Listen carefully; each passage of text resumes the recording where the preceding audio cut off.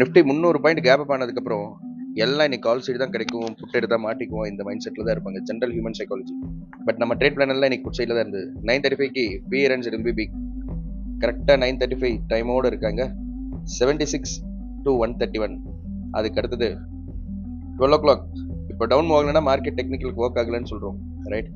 12 o'clock கரெக்டாக இங்கே 131 168, right? அதுக்கு அடுத்தது 2 மணிக்கு 24 737 24 713 வரைக்கும் மார்க்கெட் போகும்னு சொல்கிறோம், ரைட்?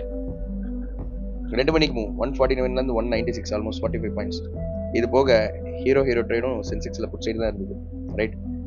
74க்கு மேலே பெருசாக மூவ் ஆகும், 45 கீழே அந்த ப்ரீமியம் முடிஞ்சுதுன்னு சொல்கிறோம். எக்ஸாக்டாக 106 வரைக்கும் போச்சு. ஸோ இந்த மாதிரி ட்ரேட்ஸ் எல்லாம் எப்படி அச்சீவ் பண்ணணும், என்ன லாஜிக்கில் ட்ரேட் பண்ணுறோம்?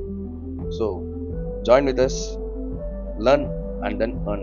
Okay, so do like, share and subscribe the channel to get the latest updates.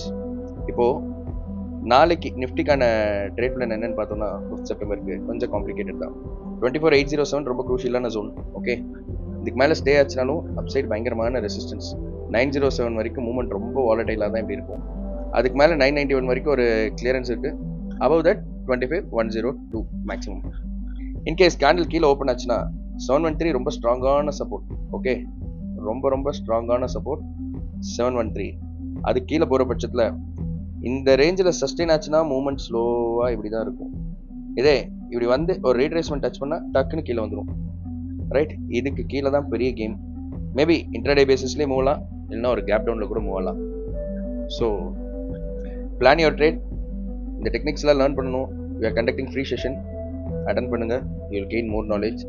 So trade safe, save your capital. See you, bye bye, take care.